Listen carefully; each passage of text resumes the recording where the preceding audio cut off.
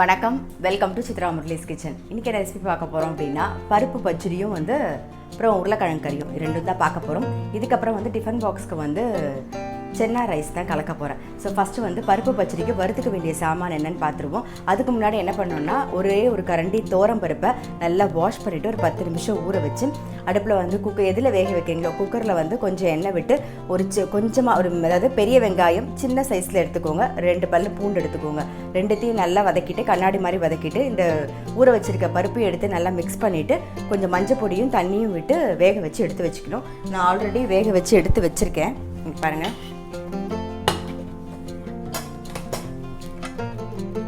வெங்காயம் பூண்டெல்லாம் சேர்த்து வேக வச்சு எடுத்து வச்சுருக்கேன். இது ஓரமாக இருக்கட்டும். இப்போ எண்ணெய் விட்டு வறுத்துக்க வேண்டிய சாமானை வறுத்துக்கலாம். நம்ம கொஞ்சமாக எண்ணெய் விட்டுக்கிறேன்.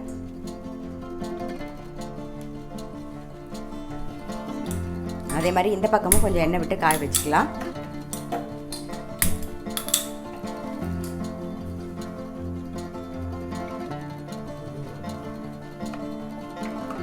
பெருங்காயம்,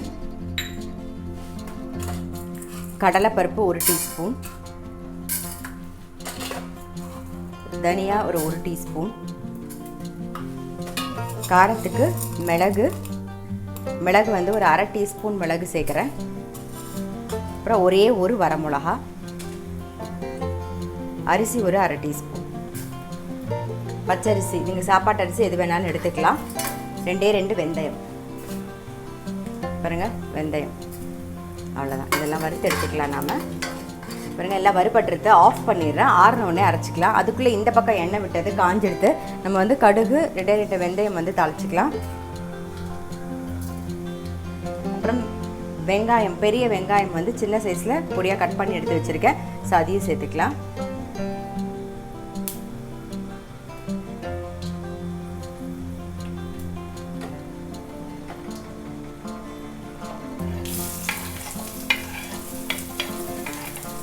வெங்காயம் கண்ணாடி மாதிரி வதங்கணும்.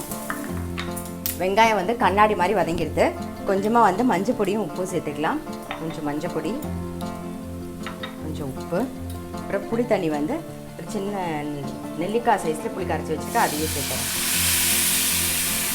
இது கூடவே வெல்லமும் சேர்த்துடுறேன். வெல்லம் புளியோட எரிப்பு எடுக்கிறதுக்கு தான். இதெல்லாம் சேர்ந்து நல்லா ஒரு கொதி வரட்டும்.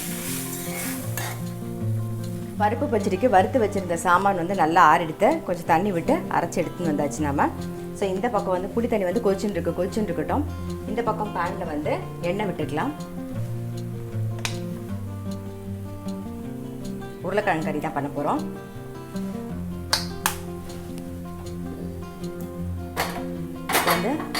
உருளைக்கிழங்கு கட் பண்ணி தண்ணியில் போட்டிருக்கேன் நான், பொடி பொடியாக கட் பண்ணி. இப்போ இதுக்கு கடுகு உளுத்தம்பருப்பு மட்டும் தாளிச்சிக்கலாம். 2 உளுத்தம்பருப்பு, கடுகு,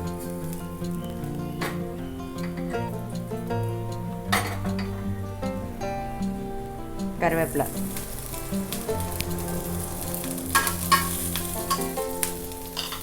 கட் பண்ண உருளைக்கிழங்கு சேர்த்துக்கலாம்.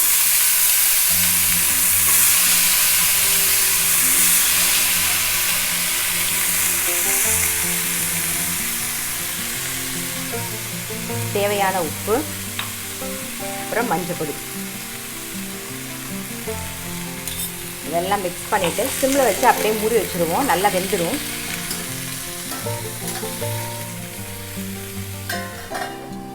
அதுக்குள்ளே இந்த பக்கம் பாருங்கள், புளி தண்ணி நல்லா கொதிச்சுடுது. இப்போ நம்ம வேக வச்ச பருப்பு அப்புறம் அரைச்சதெல்லாம் சேர்க்க போகிறோம். பருப்பு பச்சடிக்கு பருப்பு வேக வைக்கும்போது நீங்கள் என்ன பண்ணணுன்னா, கொஞ்சமாக எண்ணெய் விட்டுட்டு ஒரு வெங்காயம் ஒரு 2 பல்லு பூண்டு அதையும் வதக்கிட்டு கண்ணாடி மாதிரி வதங்கினதுக்கப்புறமா நம்ம ஊற வச்சு வச்சுருக்கோம் இல்லையா பருப்பு, அந்த பருப்பு மட்டும் எடுத்து அந்த எண்ணெயில் லைட்டாக ஒரு பரட்டை வறுத்துக்கோங்க. அப்போ தான் நல்லாயிருக்கும். அது லைட்டாக வாசனை வரும். அதுக்கப்புறமா தண்ணி விட்டு வேக வச்சுக்கோங்க. மஞ்சள் பொடி போட்டு தண்ணி விட்டு வேக வச்சுக்கோங்க. இப்போ நான் அப்படி தான் வேக வச்சு எடுத்து வச்சுருக்கேன். இப்போது அரைச்ச விழுதியும் சேர்த்துருவோம். அரைச்ச விழுது, வேக வச்ச பருப்பு எல்லாமே சேர்த்துடலாம் நம்ம.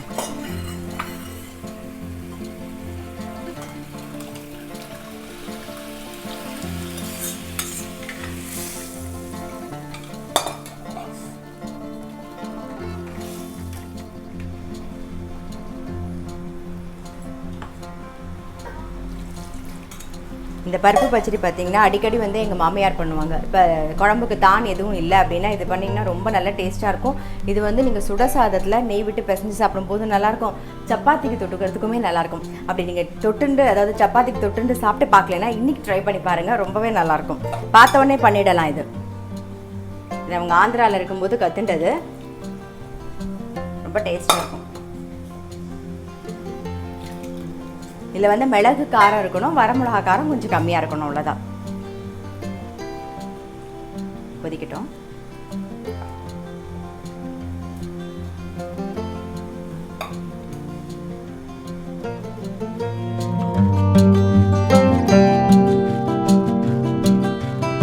சென்னா வந்து வேக வச்சுக்க போகிறேன். ஸோ இதை நைட்டே ஊற வச்சாச்சு. இதில் கொஞ்சம் மஞ்சள் பொடி சேர்த்துருக்கேன், உப்பும் சேர்த்துடலாம். நம்ம வந்து சென்னா ரைஸ் தானே பண்ண போகிறோம். ஸோ அதுக்காக இப்போ வேக வச்சு எடுத்து வச்சுக்கலாம்.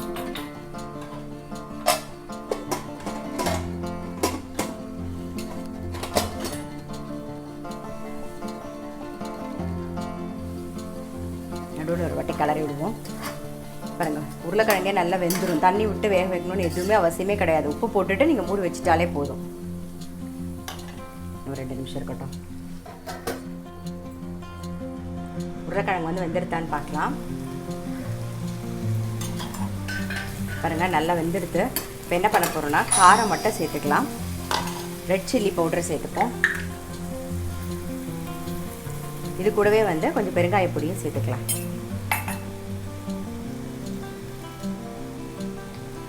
மிக்ஸ் பண்ணிவிட்டு அப்படியே பரத்தி விட்டுருவோம். கொஞ்சம் 2 நிமிஷம் இருக்கட்டும்.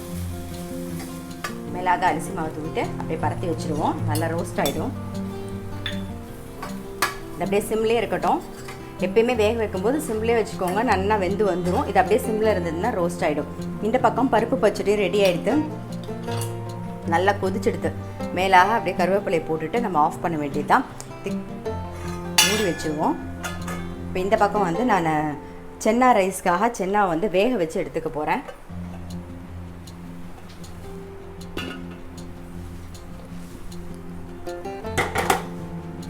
ஸோ வேகட்டும்.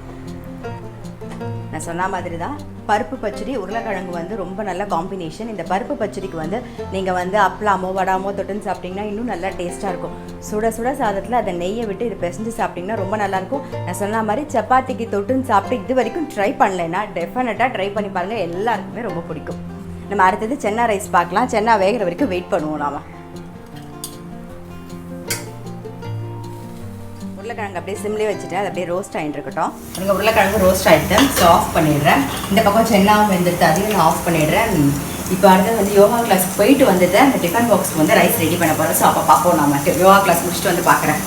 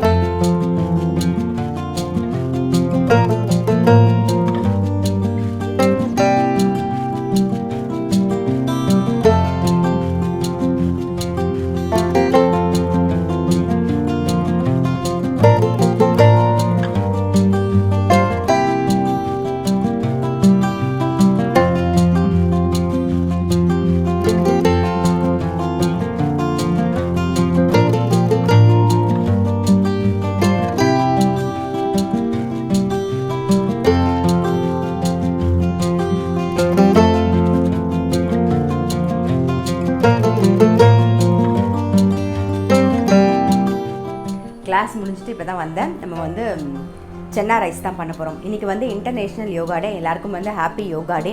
யோகான்னு இல்லை, ஏதாவது ஒரு எக்ஸசைஸ் வந்து கண்டிப்பாக எல்லாருமே பண்ண ஆரம்பிச்சிருங்க.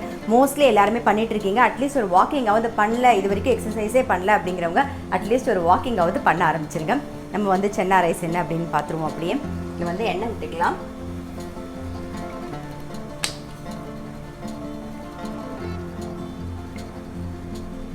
இதில் வந்து சன்ஃப்ளவர் ஆயில் தான் விட்டுருக்கேன். நல்லா காஞ்சிடுத்து.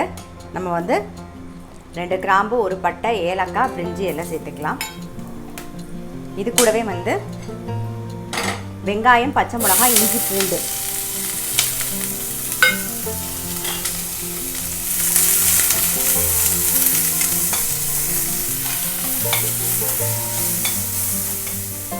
இன்னும் கொஞ்சமாக வந்து சன்ஃப்ளவர் ஆயில் விட்டுக்கிறேன்.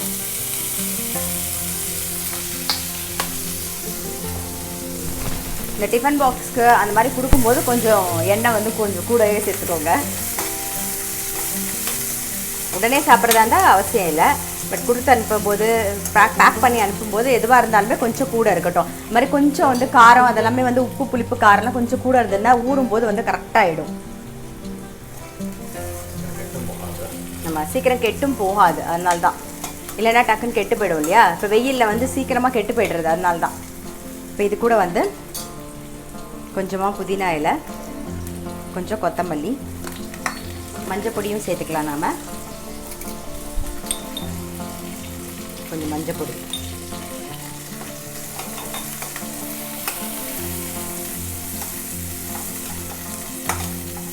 ஒரு 2 நிமிஷம் வதங்கட்டும்.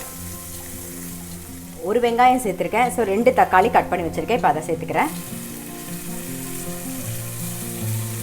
தக்காளி சேர்த்துட்டு உப்பையும் சேர்த்துடலாம். நல்லா தக்காளி வதங்கணும். ஏற்கனவே நம்ம வந்து சென்னா வேக வைக்கும்போது உப்பு போட்டிருக்கோம். ஸோ இப்போ சாதம் வந்து எல்லாம் சேர்த்து மிக்ஸ் பண்ணும்போது திருப்பி உப்பு சேர்க்க போகிறோம். இப்போ கொஞ்சமாக நான் உப்பு சேர்த்துருக்கேன். பார்த்துக்கோங்க, உப்பு மட்டும் கரெக்டாக பார்த்து போட்டுக்கோங்க. நல்லா வதங்கட்டும். பாருங்கள், தக்காளி நல்லா மேஷ் ஆகிடுது. ஸோ இப்போ வந்து பேலன்ஸ் இருக்கிற புதினாவையும் சேர்த்துடலாம். நம்ம நல்லா 1 கைப்பிடி புதினா சேர்த்துக்கிட்டா நல்லாயிருக்கும். இதுக்கு காரத்துக்கு ரெட் சில்லி பவுடர் கொஞ்சம் சேர்த்துப்போம். பச்சை மிளகாய் ஏற்கனவே நம்ம போட்டிருக்கோம். ஸோ அதனால் காரம் பார்த்து போட்டுக்கோங்க.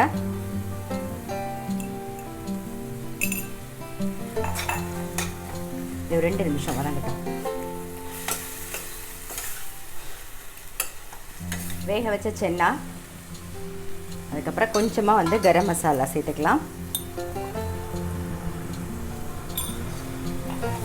நல்லா மிக்ஸ் பண்ணிவிட்டு நம்ம வந்து 1 கப்பு பாஸ்மதி அரிசி வந்து நல்லா வாஷ் பண்ணிவிட்டு ஒரு 10 நிமிஷம் நல்லா ஊற வச்சு தண்ணியெல்லாம் வடிய விட்டு எடுத்து வச்சுருக்கேன். 1 கப்பு பாஸ்மதி அரிசிக்கு வந்து 1.5 கப்பு தண்ணி கரெக்டாக இருக்கும். ஏன்னா நம்ம தக்காளி சேர்த்துருக்கோம். ஸோ தக்காளி சேர்க்கலைன்னா 2 கப்பு விடுங்க. இல்லைனா 1 கப்புக்கு 1.5 கப்பு தண்ணி கரெக்டாக இருக்கும். இப்போ 1.5 கப்பு தண்ணி சேர்த்துருவோம்.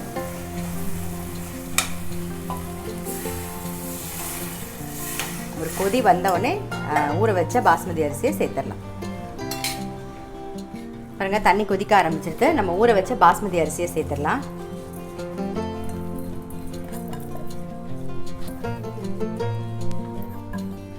ஒரு மிக்ஸ் பண்ணிட்டு மூடி வச்சிருவோம்.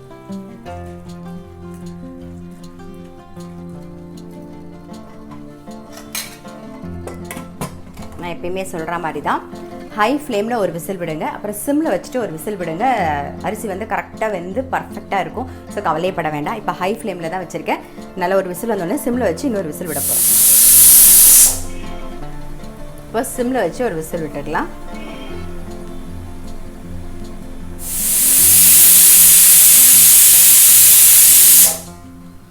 இப்போ சிம்மில் வச்சு இன்னொரு விசில் விட்டாச்சு.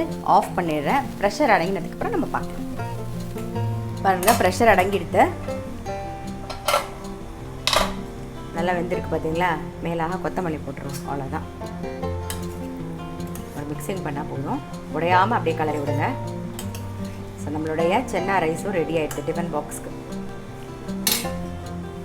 இன்றைக்கி ரெசிபி பார்த்துருப்பீங்க, பருப்பு பச்சடி, அதுக்கப்புறம் வந்து உருளைக்கிழங்கு கறி, சென்னா ரைஸ். அவ்வளோதான், சிம்பிள் ரெசிபி தான். கண்டிப்பாக ட்ரை பண்ணி பாருங்கள். திரும்பவும் எல்லாருக்குமே வந்து இன்டர்நேஷ்னல் யோகா டே, ஹாப்பி இன்டர்நேஷ்னல் யோகா டே. இந்த யோகா டேயில் யோகா கிளாஸ்க்கு போகிறதா இருந்தால் கண்டிப்பாக வந்து ஒரு குரு கிட்ட போய் கற்றுக்கோங்க. தனியாக எதையாவது வீடியோவோ இல்லை ஏதாவது பார்த்து கற்றுக்காதீங்க. ஏன்னா வந்து டக்குன்னு நீங்கள் பெண்ட் பண்ணும்போது வந்து சுளுக்கு பிடிச்சிக்கிறதுக்குலாம் வாய்ப்பு இருக்கும். அதனால் கண்டிப்பாக ப்ராப்பராக ஒரு குரு கிட்ட போய் கற்றுக்கோங்க. எல்லாருக்கும் வந்து இன்டர்நேஷ்னல் யோகா டே வாழ்த்துக்கள். நான் அடுத்த வீடியோவில் சந்திக்கிறேன்.